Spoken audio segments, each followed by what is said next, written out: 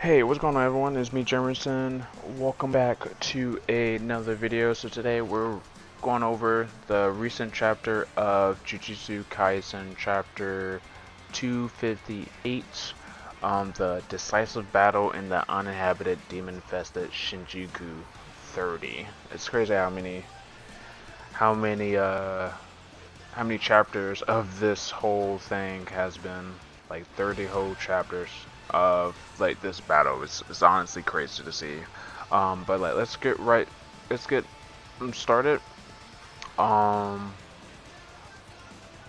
so in the last chapter we left off with an incredible chapter of Yuji delivering like 8 black flashes, but for some reason it's been retcon here saying that it's 7 black flashes.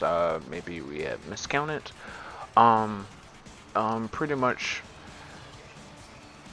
the narrator goes into a discussion, not a discussion, but goes into detail about what Gojo was able to do, establish his reverse curse technique after performing black flashes, and Sukuna could have done so, but because of Yuji's onslaught of black flashes, that basically trampled upon Sukuna's hopes of recovering his reverse technique.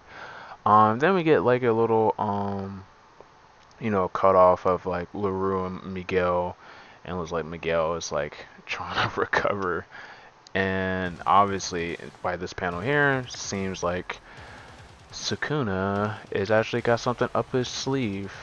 Oop, scroll too far up.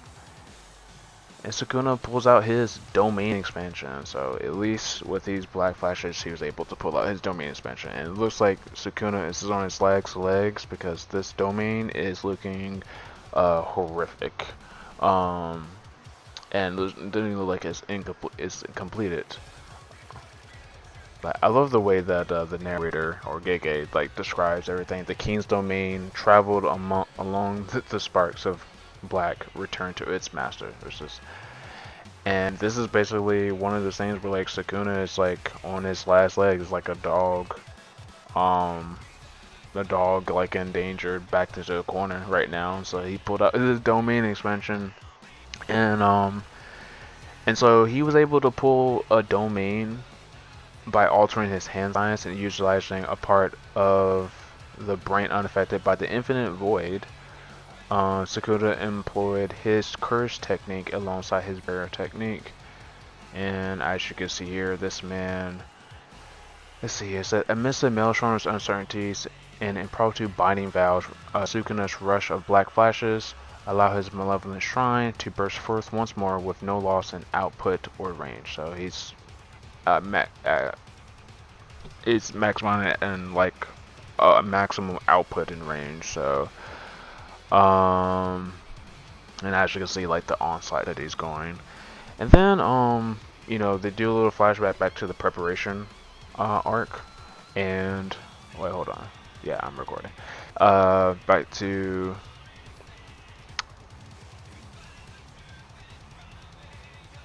and they basically get into detail about reverse curse technique and anti-domain tactics, which are very important in the fight against like Sukuna with his slashes, and a little joke between Maki and Akari about how she can't do anything.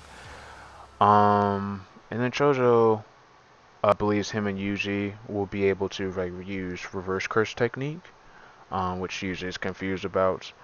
And Chojo goes into asking like how Yuta, Hikari, and Inari, Shoko, hopefully I pronounced her name right, how they're able to do it, and while 2 of them, Hikari and Yuta, are like basically, they kind of just don't know exactly how to explain it, but Shoko basically explains that she converts curse energy into blood, which I guess is.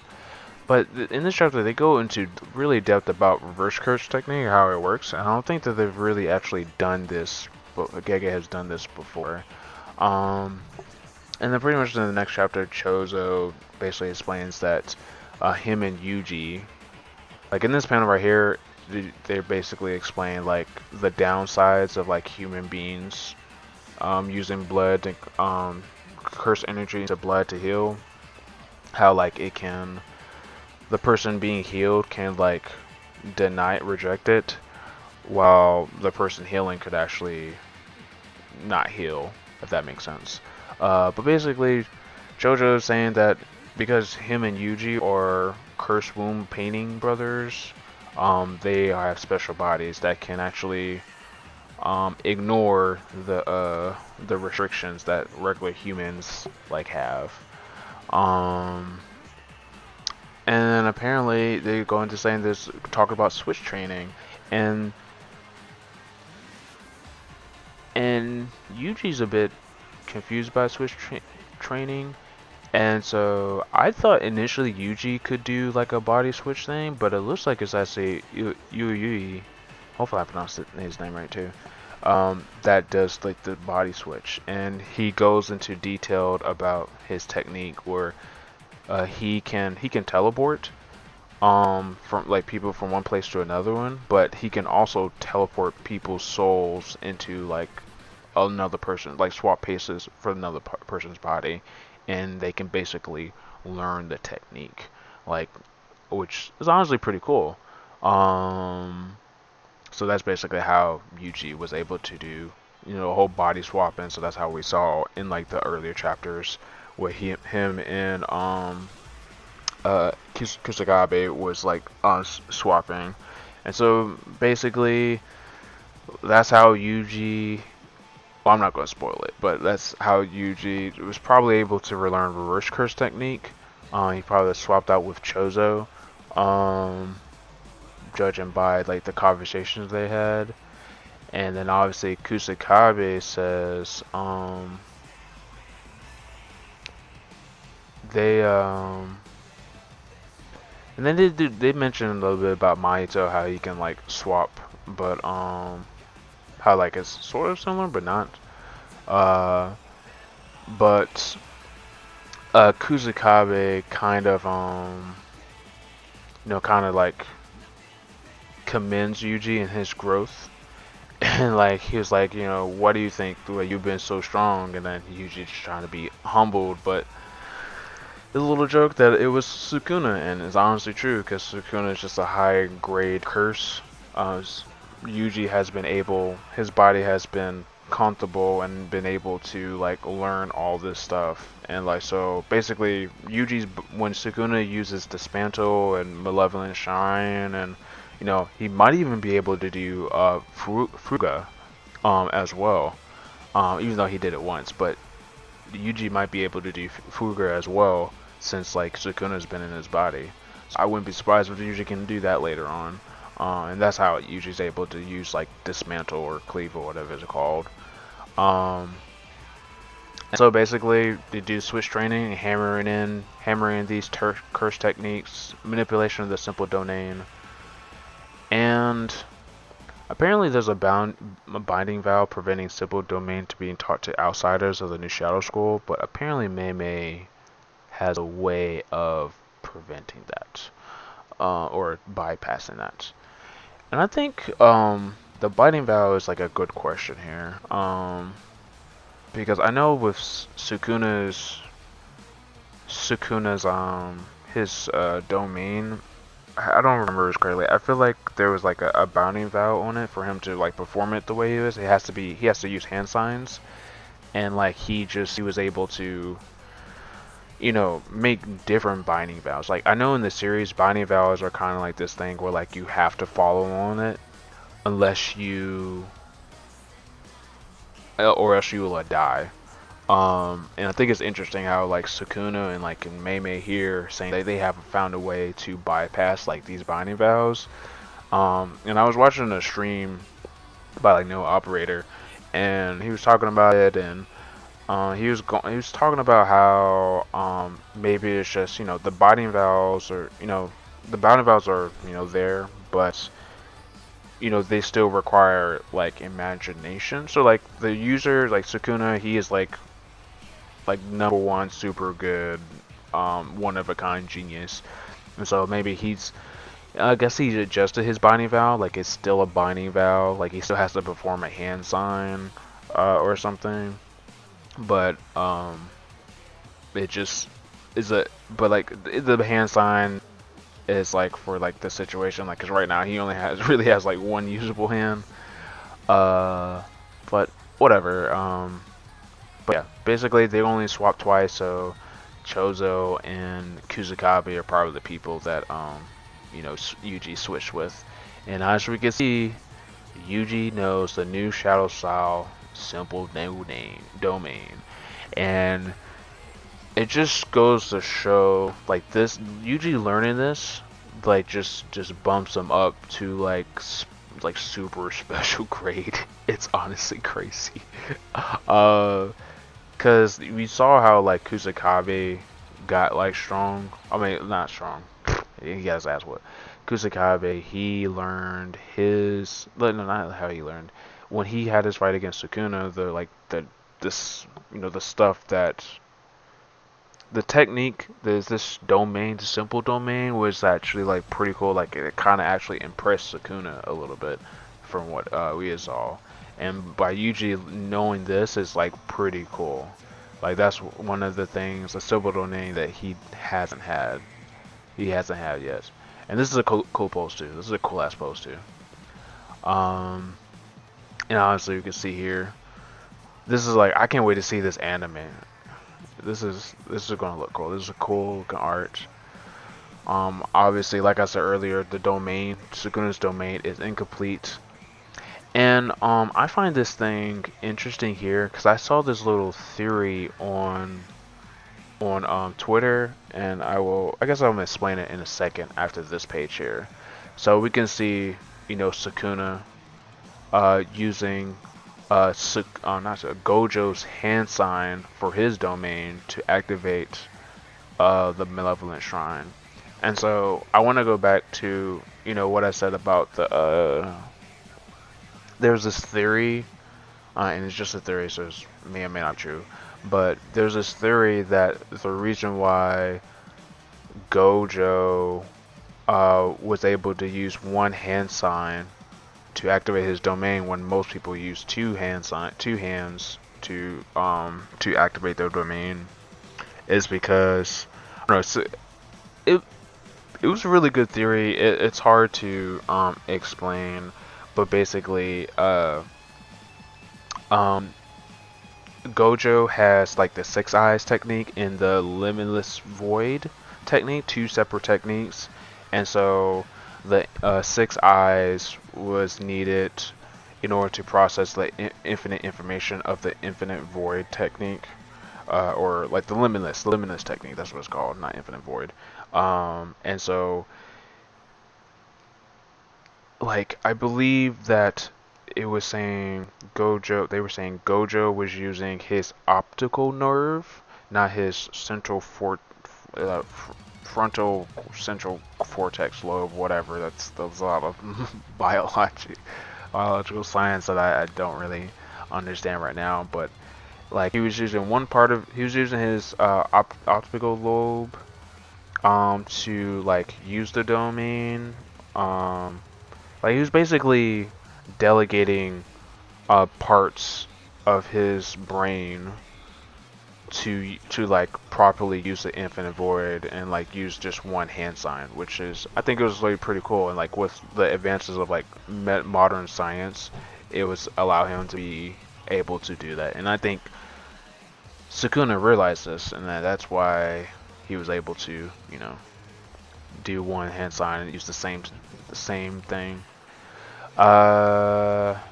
Yeah, maintain the highest degree of difficulty even at the 11 hour. Sukuna sent slashes flying throughout his barrier on a scale as large as this. But yeah, we know how that was, how big that was. By enveloping his domain in an outer shell barrier, the bounding vow brought about by allowing an escape route disappeared. This not only resulted in a narrowed range, but also changed the operation of the domain. With the materialized landscape, the sure hit effect will activate. Yeah, so he's making minor adjustments to his binding vow for his domain for it to work like this. It would have otherwise been impossible to seize Zenemaki unbounded by cursed energy. However, in his current state, Ryumin Sukuna would be unable to maintain such a high level. It would take 99 seconds, so everybody has to hold on for 99 seconds. That's crazy. I feel like this would be like a really long part here, where like everybody's just waiting. And I wonder if it would actually be animated. This scene would be actually animated for like 99 seconds, or they would do like the whole countdown thing. And then unfortunately, Yuji's simple domain, even though it's impressive that he learned it, it broke. And then Yuji uses his leg. But then psych, because of the curse, his training with the reverse curse technique, Yuji's able to, you know, reattach it back like his brother Chozo done in his fight with Kenjaku. And then the slasher stop. And then we get motherfucking Sukuna pulling out with Fuga, the fire arrow. And then it ends right there. So this chapter was honest, it was really good. It was really good. I really enjoyed this chapter. I think it was like very interesting. A lot of like reveals on as well. Like last chapter we got like a reveal about Yuji being related to Sukuna, like his origin, which is cool. You know, this man Sukuna is, we gotta like learn that Yuji learned a new simple domain technique, which is like bumps him even more to like a special grade. And learn how like, you know, this like, you know, in order to be like a sorcerer in this universe, in the series, like you really have to have an imagination. Like you have to think outside the box. Like who knew that Yu with his technique where he can teleport people from one place to another that he's previously visited, who knew that you can actually, you know, affect the soul and swap the bodies? Like that takes like a lot of like imagination. Like you have to be like thinking really outside the box. And like I think that I'm really impressed by how Gege is able to, you know, think outside the box with like these guys' abilities and like be like very creative. Like, you know, with Sukuna's fight with Gojo, how he was able to use Magaraga to learn and how to bypass Gojo's infinite technique, and that's how he was able to win. It was interesting seeing like, even though like Sukuna looks like he's got like the upper hand, the his domain expansion was definitely like a it was definitely like a desperate attempt. Like this is really, like this man is really on his last legs. He just basically is like one of those moments where it's like, back the fuck away from me. It's a let me think. That's basically what's happening here with this man Sukuna.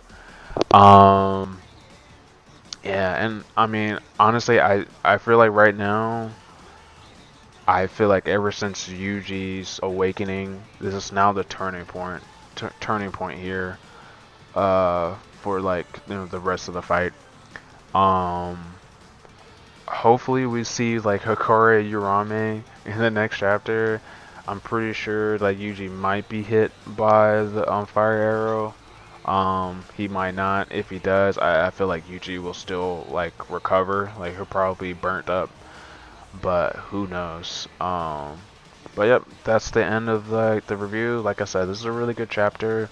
I might pull up my earlier thoughts about like the chapter, what I thought, because I initially thought that Yuji was able to body swap because Sukuna did that in his body, but it looks like it's like a whole special thing with Yu. And I like this little thing about like how, like, I thought it was pretty interesting that, you know, even though that Yuji hates Sukuna, you know, you got to give it up to him that I think there'll be a moment later on where like Yuji will have this whole I am you moment with Sukuna, because without Sukuna being in his body, Yuji wouldn't have been as strong as he is now when it has the curse the curse energy reserve that he has, like the techniques that he has. Like Sukuna is definitely definitely a vital part of Yuji's growth as it is now. And so yeah, it's I think there would definitely be a I am you moment, like a Mahito thing. Uh, but it might be like a little bit different, where like Yuji's not gonna say he's a cog in a wheel or something like that. Uh, but no, yeah, this was a pretty good chapter. I hated that it's gonna be a break. Don't know what to expect in the next chapter. Hopefully there will be more. We'll just get an update on Hikari and Urame. Um, like this next chapter will definitely probably be a pushback from Sukuna here with this fire arrow, and maybe we'll also learn more about it, how Sukuna is able to like actually use it. I think like Sukuna like figure out how to access the curse realm. And my thought reason is that every time there's a black panel with words in it, it usually means like it's a curse or something like that. And I feel like every time that he's used the fire arrow, this black panel always came. And then also there's other times where like characters were in the black panel or words were said in the black panel. It usually means that they're in like the curse realm, and like performing like a curse on somebody or walking through the curse realm. But yeah, that's about it. That's all I have to say about this chapter. This chapter is pretty good, like I said. And thank you guys for watching. If you'd like to see more stuff, definitely follow me. Bye.